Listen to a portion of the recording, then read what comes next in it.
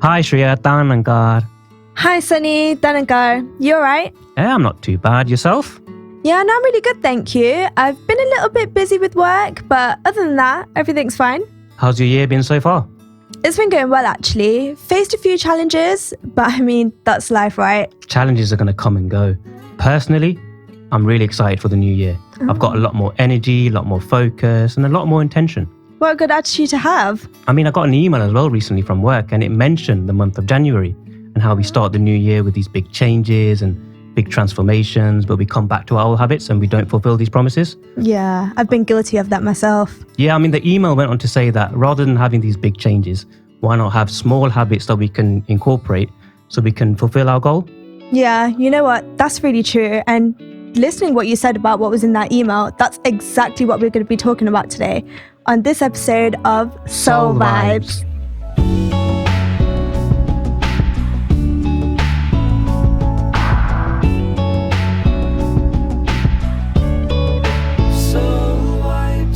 So today we're talking about the idea of change and consistency.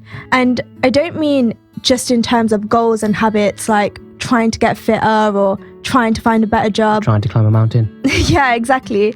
But more of who we are at our core. Sunny, we often talk about the idea of wanting to become something. Have you ever had that feeling before? Yeah, every day. But I find it difficult to see the end result. Yeah, I know exactly. Like I've said to myself, I want to become more loving or I want to become more patient. But I was just thinking, is real change not about striving to become, but more about the small, consistent actions where, led by Nirankari, slowly shift us from wanting to become that thing to simply just being it? Yeah, that's interesting. Yeah. So to help us reflect on that in a deeper way, we actually have a story. It's a simple story, but one that carries a powerful message.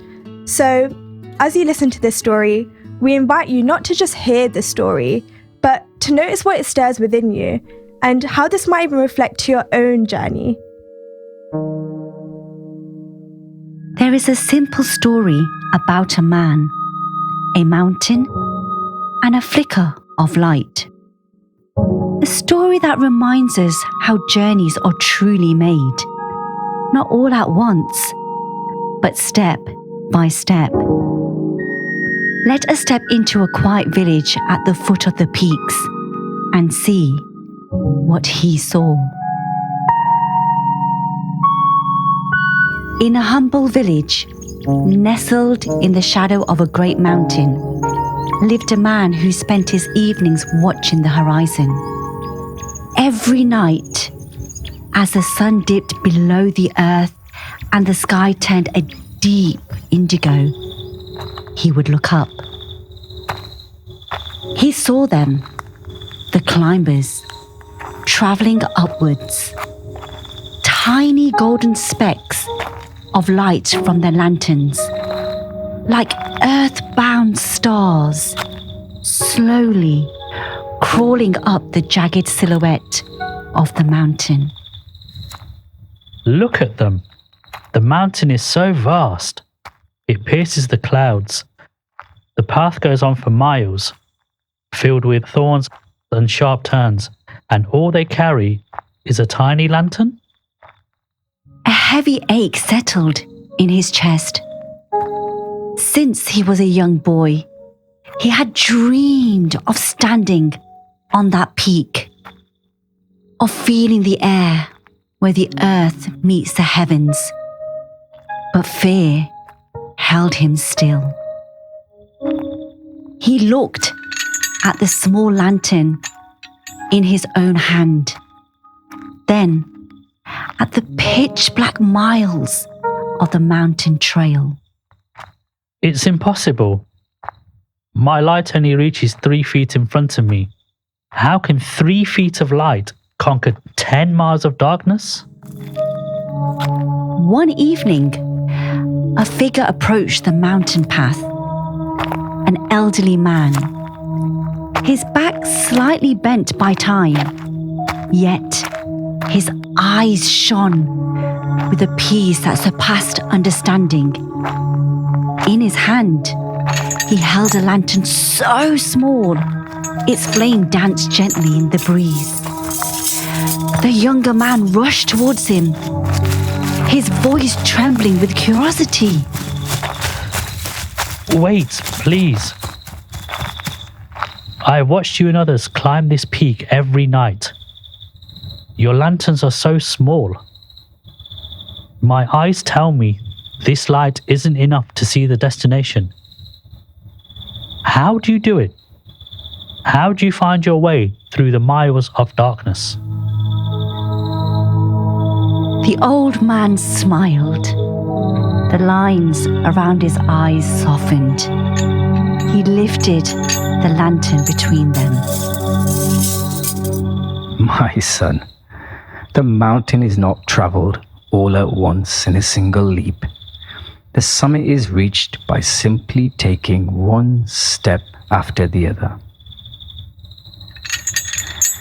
This light shows me exactly where to place my foot now. And when I take that step, the light moves with me. I don't need to see the top of the mountain. I only need to see the next step. The elder placed his hand on the younger man's shoulder. Don't worry about conquering the whole mountain. Just conquer the steps that are lit before you. The man looked again at his lantern. For the first time, he did not see its smallness as a weakness, but as a promise. With every step he would take, the light would be there, guiding him forward.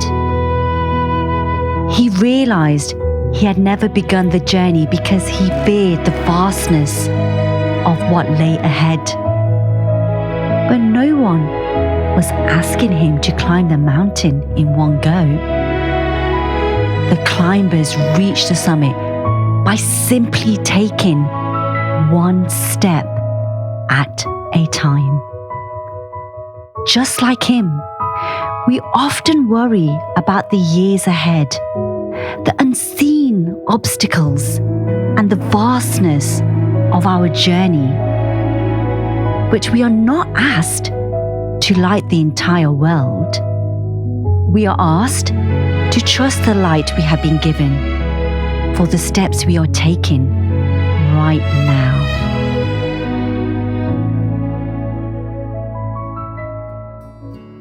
The mountain is not travelled all at once in a single leap. The summit is reached by simply taking one step after the other. I made a note of that from the story, which is based on a vichar from our Satguru Mataji on the 75th Samagam, which actually reminds me of Martin Luther King Jr., who once said, "Faith is taking the first step, even when you cannot see the whole staircase." What a great saying. And you know what? That story resonates with me as well. And I was just thinking, we often delay change a lot of the times because we want clarity on the entire journey, right? Absolutely. But that's just something that's not realistic. And life doesn't always reveal everything all in one go. Sometimes we just need to pause, take a step back, and feel how we're being guided in that present moment. I think that's where consistency comes in. Yeah. If you heard the story, the man didn't jump ahead. He trusted the light and took one step after the other. Exactly. And even Satguru Mataji teaches us about practical spirituality. When we practice love, humility, patience in small steps in every single day, they stop being the things that we're trying to become and simply just become a part of who we are. So maybe it's not about conquering the mountain, but trusting God enough to take that next step, knowing that the light will always move with us. Wow. Now for our next segment, we are joined by Navdeep ji, Tanika ji. Tanika ji, and Gayatri ji. Tanika ji. So Navdeep ji, Gayatri ji, welcome to Soul Vibes. Today we've been speaking about quiet work, small steps, consistency, and we would love to hear some of your personal experiences around this theme. So Gayatri, tell us, what are you doing right now in your life and career? Well, right now I'm working as a machine learning engineer in AI. I build smart systems by using data to solve real problems. Wow. Well, it sounds like an exciting field to be in. Yeah, definitely it is. I never had an idea that I would ever end up here. So, Gayatri, Why don't we start from the beginning of your journey? Take us right back to the start. Well मेरी journey एक छोटे से गांव से start होती है जहाँ पर लड़कियों को ज़्यादा पढ़ने नहीं दिया जाता, लेकिन मेरे पापा ने हमेशा से मुझे सपोर्ट किया। मैं बोलती थी कि पापा मुझे कुछ बड़ा बनना है, मुझे आपका नाम रोशन करना है। निरंकार पे हमेशा से विश्वास रखा कि जो भी होगा अच्छा होगा, बस मुझे 1 स्टेप एट ए टाइम लेना है और खुद के लिए खुद रिसर्च करनी है। अगर मुझे कोई गाइड नहीं कर सकता इस टाइम तो मैं खुद गूगल पे रिसर्च करती थी कि मुझे आगे क्या स्टडीज़ करनी है। ऐसे करते करते इवेंचुअली प्लान बना कि मुझे यूके आना है मास्टर्स के लिए। तो उस टाइम चाहे पापा के पास फाइनेंसेस ना हो उतने, तो पापा ने बोला तेरे लिए मैं कुछ भी करूँगा। तो फिर ऐसे करते करते बाहर आने का प्लान बना। So what was life like when you arrived in the UK? Life बहुत मुश्किल थी। बहुत मुश्किल हुआ स्टार्टिंग में, सब कुछ फाइनेंसेस को मैनेज करना। मैं अपने पार्टनर के साथ आई। स्टार्टिंग में एक जॉब मिली पार्सल सॉर्टर की, तो वहाँ पर काफ़ी हैवी पार्सल्स उठाने पड़ते थे। रात को फुल बॉडी में दर्द होता था ऐसे ही, तो काफ़ी सोने में भी प्रॉब्लम होती थी स्टार्टिंग में। पर सुबह कॉलेज जाना था, फिर घर आके घर का काम करना था और फिर दोबारा से स्टडीज़ को भी टाइम देना था। एक फूड फैक्ट्री में काम मिला, वहाँ पर फ्रीजिंग टेम्परेचर्स थे। कभी कभी ऐसे लगता था कि मैं फीवर के साथ घर आ रही हूँ, पर मुझे घर आके खाना बनाना है और स्टडीज़ को टाइम देना है। तो मेरे हस्बैंड ने हमेशा से मुझे बोला कि कोई प्रॉब्लम नहीं है, हम मैनेज कर लेंगे, तू बस पढ़, मैं तेरे साथ हूँ। और मुझे मोटिवेट किया और हमेशा ये कहा है कि निरंकार पे भरोसा रख, सब अच्छा होगा। क्योंकि कहते हैं ना कि निरंकार के बिना एक पत्ता भी नहीं हिलता, तो हम उसकी फिक्र ही क्यों करें जब वो नहीं हिलता। It's beautiful. And how did this translate over to your career? जैसे मेरी ग्रेजुएशन से 3-4 मंथ पहले मैंने जॉब्स के लिए अप्लाई करना स्टार्ट किया, तो 1-2 जगह से इंटरव्यू कॉल आई, तो वो मैं नहीं कर पाई। तो उसके बाद मैंने थाउजेंड्स ऑफ रोल्स के लिए अप्लाई किया होगा, मशीन लर्निंग, बायोइन्फॉर्मेटिशियन। तो फिर आफ्टर 9 मंथ्स मुझे एक और इंटरव्यू आता है, वो भी मैं नहीं कर पाती। तो उसके 2-3 वीक बाद मैंने फर्स्ट मशीन लर्निंग प्रोजेक्ट अपना खुद से किया, पूरी ट्रेनिंग कंप्लीट करने के बाद। तो वो ऑल ऑफ सडन कॉल आई मुझे कि हम आज से आपका हायरिंग प्रोसेस स्टार्ट कर रहे हैं। और उस कॉल से लेके आज 1.5 साल हो गया मुझे as a machine learning engineer, और मुझे यकीन नहीं होता उस पल का। और हमेशा से जब मैंने उन 9 मंथ्स में जॉब के लिए प्रिपरेशन की है, तो कभी कभी ऐसा होता था कि हिम्मत हार जाती थी मैं। तो बस उस टाइम सिमरन करती थी कि निरंकार जो भी कर रहा है बहुत अच्छा कर रहा है, और वो मेरे सब्र को और मजबूत कर रहा है। क्योंकि जो मैंने उस 9 मंथ में अपने सब्र को मजबूत होते देखा है, अपने पेशेंस को मजबूत होते देखा है, वो शायद कभी और नहीं हो सकता था। तो मैं उसके लिए बहुत ग्रेटफुल हूँ। Wow, that's beautiful. What I took from Gayatri's incredible story is that clarity comes later, and honesty, consistency, and effort comes first. One thing I was really inspired by that experience was you don't actually grow alone, and people matter a lot more than you think. And it's important that you can depend on your loved ones. That was very evident through the love and support from Gayatri's father. Absolutely. Navdeep ji, what did you get from Gayatri's experience?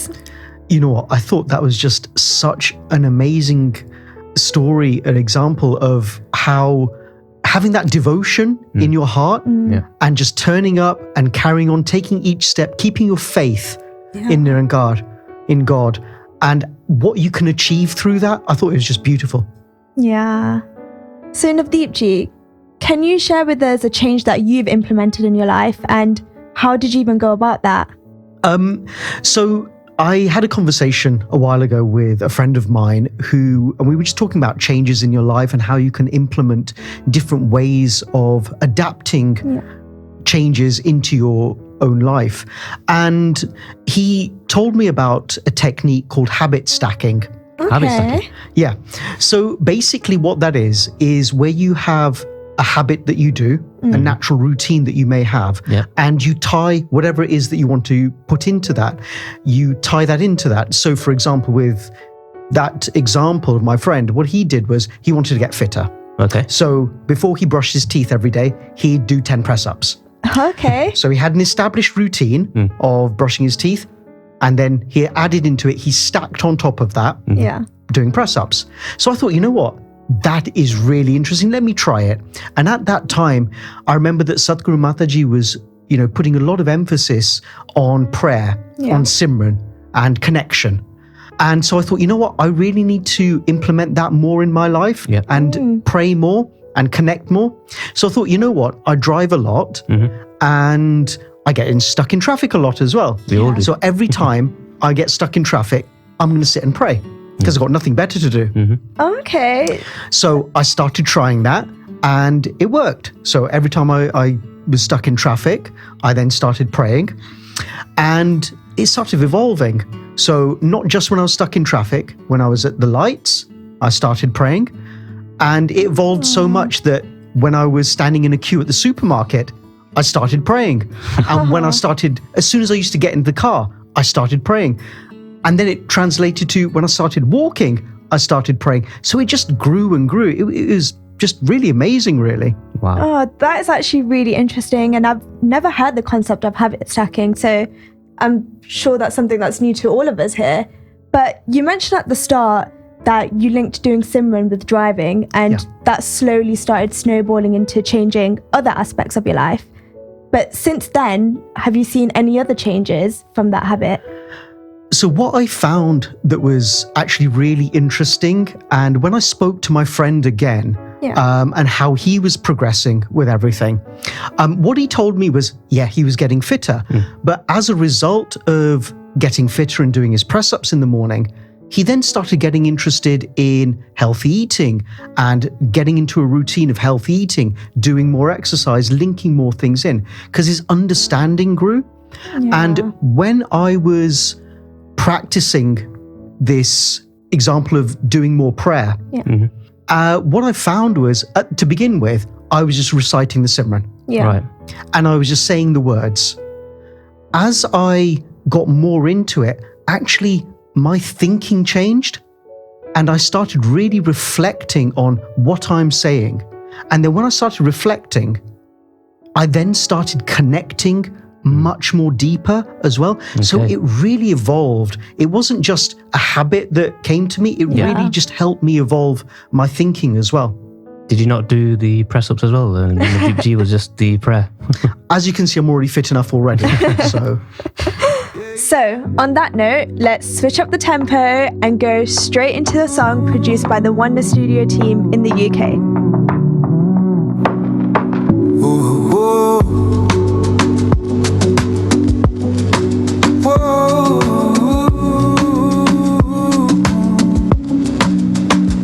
Yeah, we slip up, but that's okay. God made us perfect in His own way.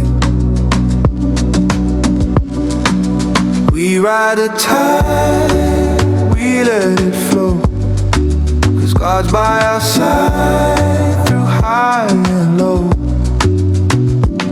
Stay locked in, keep the faith alive. Good comes back like a high five. Every act with love and pure intention shines bright with God's direction. We don't always see how much we're blessed, but God keeps us safe through every test. Even when life feels heavy to face, God's right there full of mercy and grace. God's right there full of mercy and grace. We ride a tide, we let it flow, 'cause God's by our side through high and low. Do your best, stay humble, stay true, and watch those good vibes follow you through. We walk this path with love and light, with truth in our steps, we walk in the light. We ride a tide, we let it flow, 'cause God's by our side through high and low. Walk in the